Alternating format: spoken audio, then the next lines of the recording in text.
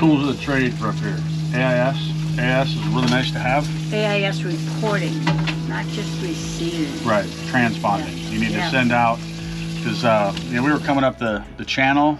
So yesterday, day before, we were coming up the channel, and there was a big boat. We were doing 26 knots. The guy behind us was doing about 27, so he was gaining a little bit of ground on us. He's a big boat, 50, 60 foot or something, and he came up behind us, finally caught up and hit us on radio, and called us out by name. Was like, hey, I throw a 6 foot wake and I'm about ready to pass you guys. So we were able to, we went, and there was an island coming up, so we went and took the long way around the island, so we missed his wake entirely. But it's really nice and courteous of him to be able to do that for us. AIS just makes that so much easier. When you see boats in front of you, AIS you're in Mama's way. will tell you how fast they're going and what direction they're going, which is helpful. Swear back at you. Yeah. And then the other tool. You got a foot on her? Yeah, she's. Oh, I'm happy with you. The other tool that surprised me is my Garmin InReach. Oh. Yeah, I mean, this I bought that for tracking so that friends and family would know where we're at. Isn't it Irish cream? Oh, Irish cream. I get to choose. What would you like? Zena's over here making us a latte. We're having lattes. Lattes on the I boat. did salted caramel. I Irish did cream, Google and- Starbucks. It's a bit of a walk. Oh. What would you like? Oh, what'd you say? What flavor? What did you just say? Vanilla, hazelnut, salted caramel, or Irish cream? Oh, Irish cream. Oh, too many. You want vanilla? But that Garmin InReach, I bought it just for tracking and stuff, but you can send text messages to it, and after the first couple days in, I changed my plan to unlimited texting on that InReach, and I can talk to whoever. It's 160 characters per message max. You can't send pictures or anything like that, but it's great to be able to get a hold of everybody. When you're underway. Yeah. Because you can't use Starlink when you're moving. Can't use Starlink when you're moving. Yeah. And actually, after going through Johnstone Straits, if I'd have had Starlink, that Starlink roam dish, permanently mounted on anywhere on my boat, Johnstones would have destroyed it. Absolutely freaking destroyed it. Destroyed my hinge. Yeah. Is that what happened? Yeah, well, it must have happened. I mean, I've been opening that and getting stuff and putting stuff in there. And, I mean, it might have happened right here when I got launched. That was memorable. There was air under my... I was so happy to see this box. We just pulled into Prince Rupert an hour ago, and it was there at the marina waiting for me. I cannot thank Brian enough for this. Oh my God. Channel surfing without a solar controller is like an electric vehicle. With a 320 amp hour battery, I can go 2, 3, 4 days on battery, but engine charging, I get like 10, 15 amps of engine charging underway, and that's like filling a swimming pool with a garden hose. So I really need solar to work. Can I put in another plug for AIS reporting? Today, when you were just a blip on the horizon, I could figure out which blip was you. Yeah. Which I would not have been able to if you didn't have AIS reporting. That's right. Radar would just show a blip there, but you wouldn't know who. On seeing like. Well, I see just this. I'm talking eyesight blip. Yeah. And there's another blip over there, and I go, well, it's that one because it's marked. It's got your channel surfing on it. Well, and for you, I always hit the target and then I activate AIS so that it actually, you're not just a triangle. It'll actually show your name, the speed, direction, all that. Yeah. And it just tracks you the entire time, and that way I can always see you right behind me. Yeah, that's how I see you, and I can tap on you, and it'll give me your speed also, and your heading. Like, whoa, speed racer. Well, sometimes I get in the weeds. If I get maybe not your wake, but maybe the current is doing something weird, and I'm starting to fishtail. Yeah. So I'll just slow it way down, and then recalculate and start over. In the meantime, you're off into the hills. Now these protected channels, I'm getting better gas mileage now. I'm back over 1.25, which I'm so happy for. I had a couple of 2s. Yeah. Yeah, you're way lighter than I am. As long as I'm at 1.2 or better, that's really good. Yeah, I'm in a frog. That run between You want a job? You ready? Get your job at Starbucks.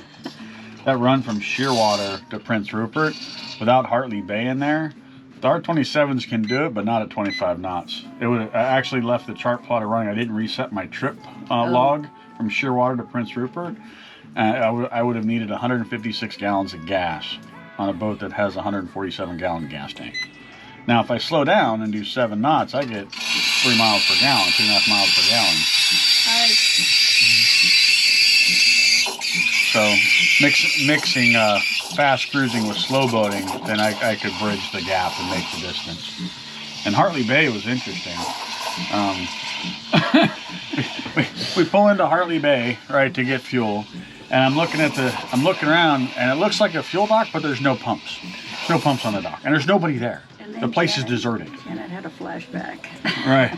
Janet what was your flashback you had? Well, someone who had stopped there for fuel, I guess, and was coming back to me that I recall somebody saying that the gas pumps the hoses come down over the top of the dock, which is 2 floors up. Right. Right. And I go, this must be the place. We're wandering around, and we got there at 12:30. Sign on the door at the top of the dock says they go to lunch 12 to 1 or 12 to 1. So we're in the middle during their lunch break. So 1 o'clock, people show back up, and that's exactly what they did. They must have had 150 foot of hose, and she lowers it down from the top of the dock, probably 30 feet down to the floating dock we're on, and then drag it all the way down the dock. And it only would go to where I was parked, and then Lemon Drop was behind us. We had to move Lemon Drop off onto the seaplane dock to get closer for the pump to be able to reach. She said that's normally where they do it from. Yeah, but I was so glad they did have fuel.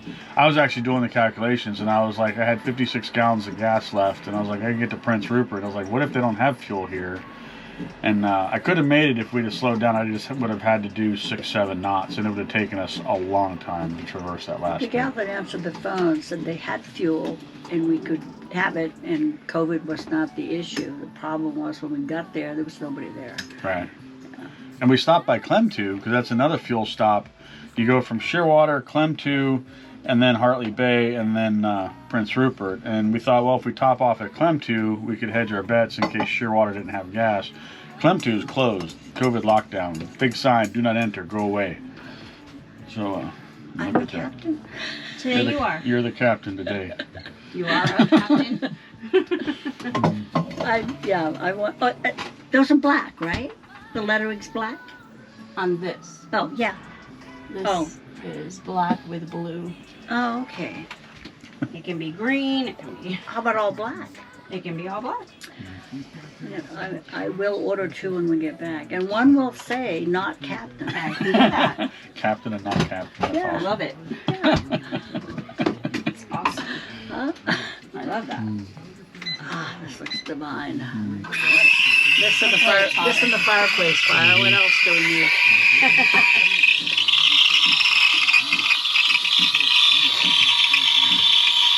It's a little barista. What a rough life boating is. Can't have a latte or nothing. Is it hot enough this Oh, it's time? yummy.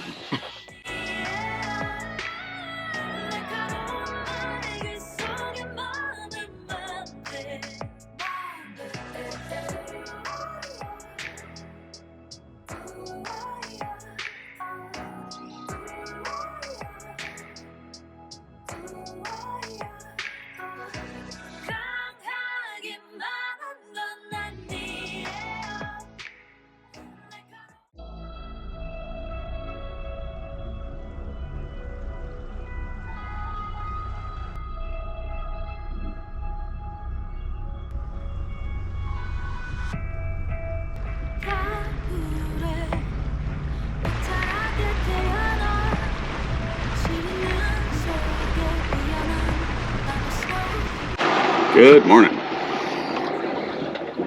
We just left. Talking to the YouTubers? Talking to my barista.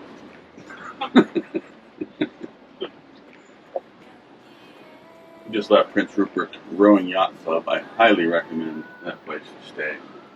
Make reservations. You have to send them an email. It is well worth it. Plan it in advance. Kevin, who runs the show there, is freaking fantastic to talk to. I went over my whole plan for crossing the Dixon, and he's like, "Get look at this, look at that. There's this anchorage you can get off to if you get into trouble. You can use this one. You know, this anchorage you get into trouble. Follow this fairway." And it's 5 o'clock in the morning, and we are headed out. There's 2 other boats in front of us. Sailors Nomad. We actually passed them coming in 2 days ago. Was in it talking them up doing laundry. Really nice people. And we're leaving this early because at noon the winds pick up. And noon the sun comes out, some sun breaks. Weather-wise, this last 3 days, we've seen sunshine, rain, overcast clouds, high winds, no winds, all on the same day. Torrential downpour. Yeah, torrential downpour, all on the same day. So if you don't like the weather, wait 20 minutes and it'll change. Hi, people. Hi, pups. Mr. Anxiety, how's it going? So this morning's course, we've got some islands to navigate through in this passageway. Right out of here. We're going to come up over here, and then we're going to navigate all through here. We'll come out up to here, and boom. Here's what we're doing today.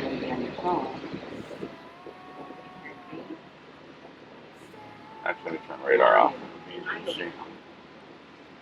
There we go. We're leaving Prince Rupert right here. And then there's this waterway right here. We got it's all no wake zone. Have to navigate through this, up around here, up around the corner, and boom, out into open water we go.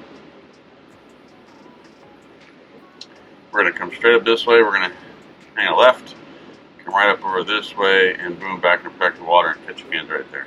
So the Dixon is all right up in here. This is all it. And we got to empty our sand tank, or a holding tank at some point too. There we go. That's a better chart now that it's switched for daylight. But once we get up in here, we're going to have to empty our holding tank. Macerator it overboard. We're on like day 9, so it's probably pretty full. And that's the plan. We're expecting 1 and 2 foot seas on 6-7 seconds is what the weather report's saying, with 6-7 knots of wind. So we're going for it. Should be in Alaska today. Should be in Alaska before lunch. Well, before lunch. I'd rather just say today. Don't jinx it. Yeah, just say today. Don't say before lunch. We did that once and it didn't work out for us. 3 hours later. 3-hour tour. I want to do that again. All right, I'm gonna get back to driving.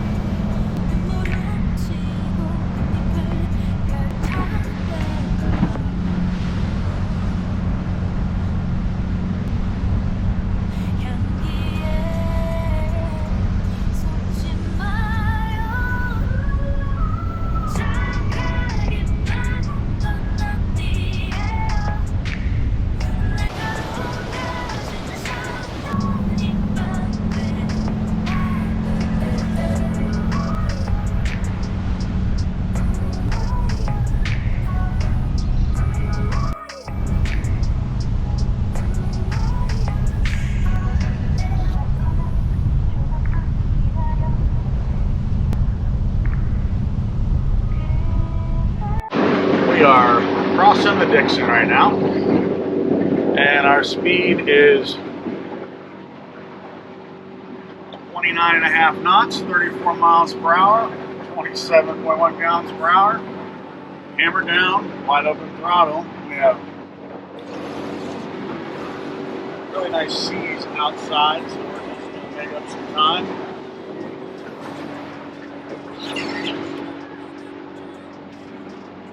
Enjoy the weather window, which appears we did really good on picking. We got 56 nautical miles to go to Ketchikan, and to get out of the Dixon,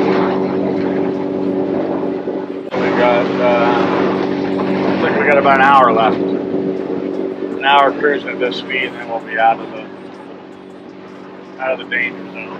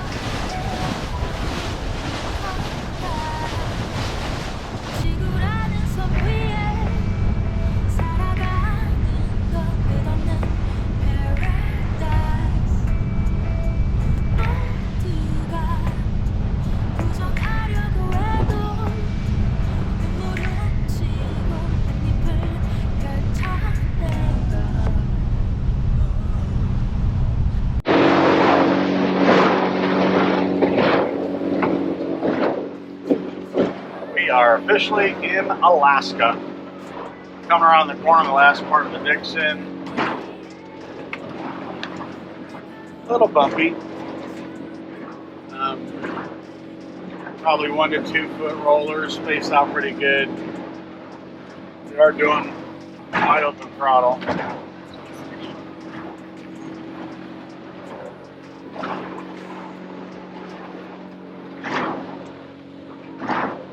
And right up there is protected water in front of us. Drop to channel surfing. Go ahead, let me drop. You see that huge rainbow of their coast? I did. We took a picture of it.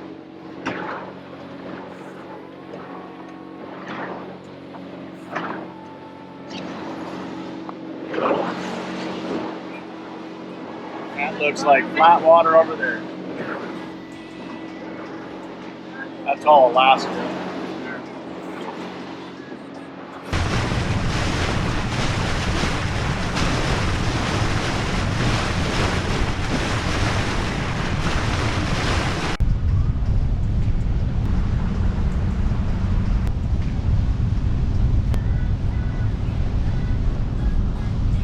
We are in Alaska. Yeah, we made it alive. Alive. We had a beautiful crossing across the Dixon. We got up, lines were off the dock at 5 a.m., which was right at sunrise.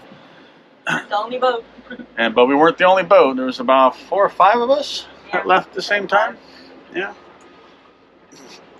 And we slow boated out the channel, and then as soon as we got out to the buoy, wide open throttled across the Dixon. It was flat most of the way. I did wide open throttle across the whole thing. We had some 1 or 2 foot rollers on occasion once we got out more into the open waters, but I was still able to stay on plane and do wide open throttle till we got across it. Yeah, let's check out outside. All of that is Alaska.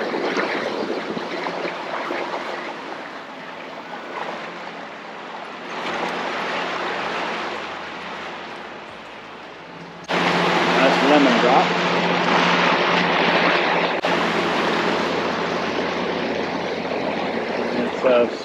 It's sprinkling a little bit right now. There's a rainbow right there. A little bit you can see off in the distance. Gorgeous. absolutely gorgeous. We're here. What are you doing? You doing? I am not enjoying slow boating. That's what I'm doing. You know what? I'm enjoying 3.1 miles per gallon. Oh, yeah. Nuka says, I'll enjoy down.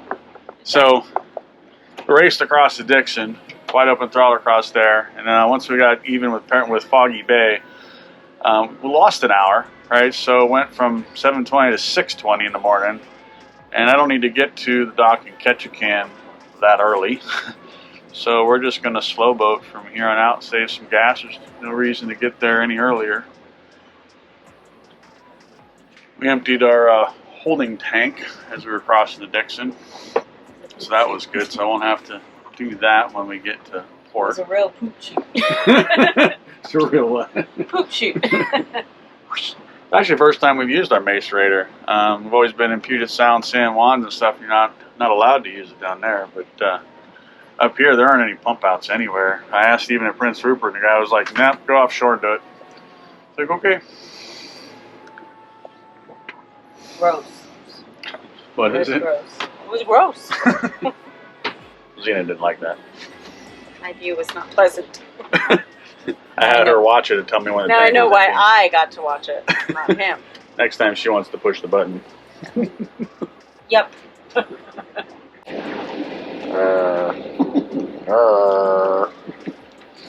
We're in Alaska. Woohoo!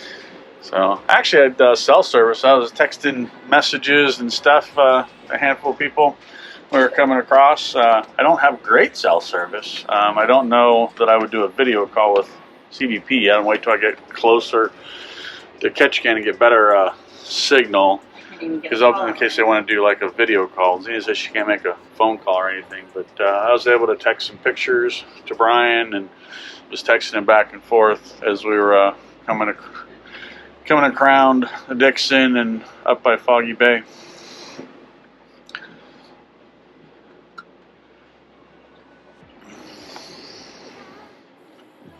And Emma is just enjoying the ride. That's 3 blankets.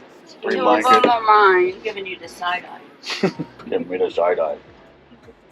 It's our spoiled corgi.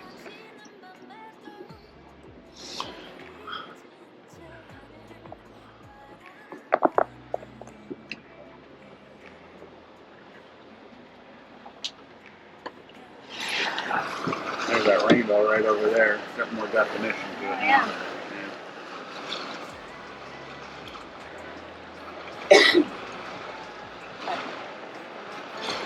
See a rainbow?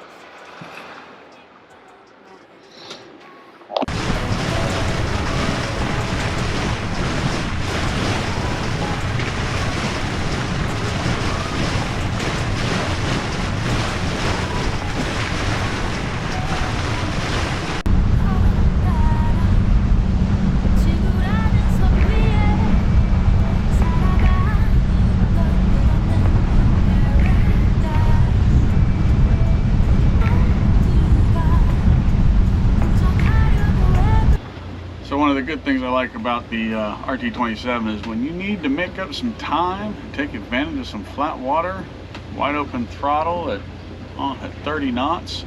Normally we can do about 35 knots, but we're so heavy right now. I'm maxed out at just under 30 knots at wide open throttle. Oh my goodness.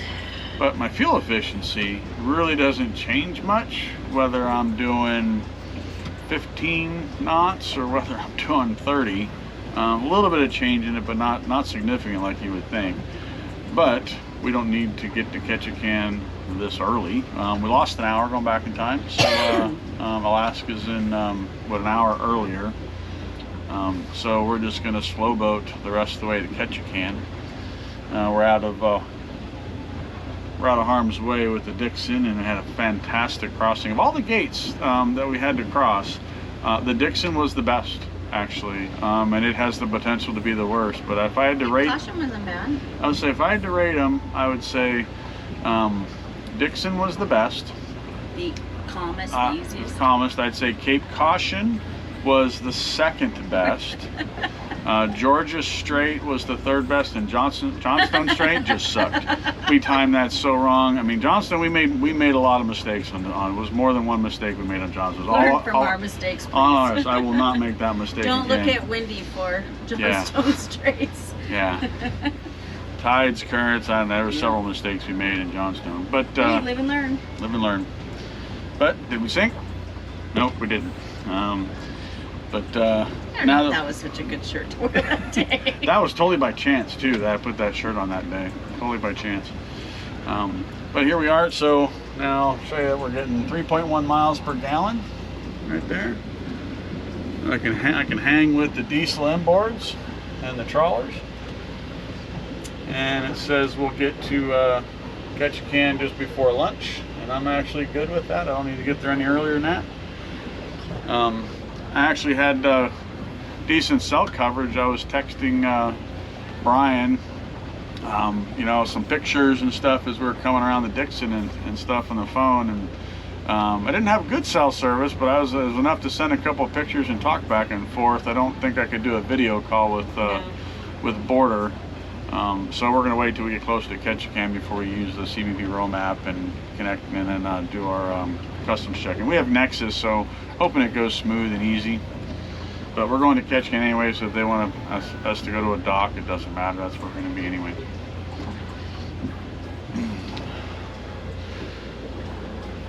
But nice flat water. A little chilly out, so I got the heater going. Nuka don't care. He's got a big fur coat on.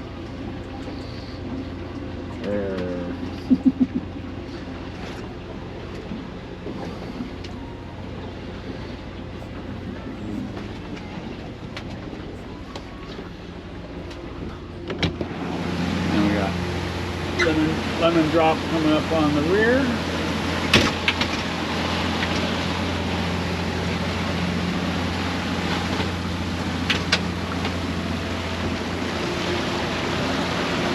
Foggy Bay is back over there. So a lot of the trawlers will hang out in Foggy Bay. They'll cross the Dixon, which, you know, traveling at 6-7 knots, it's a long travel for them. So they'll hang out in Foggy Bay for the night and then hit customs the next day coming in.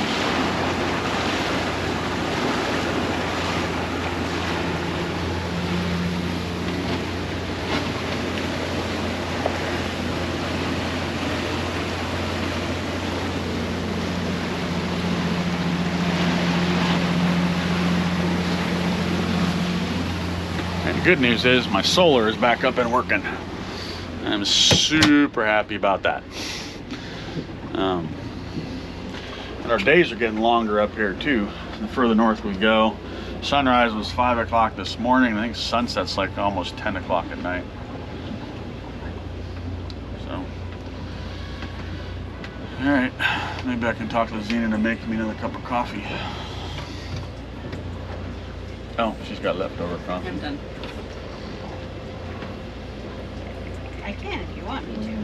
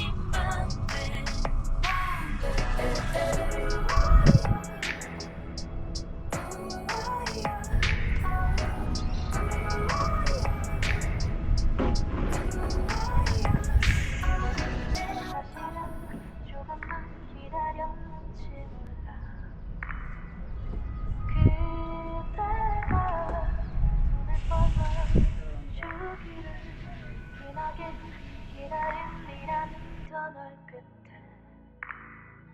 Stay, stay.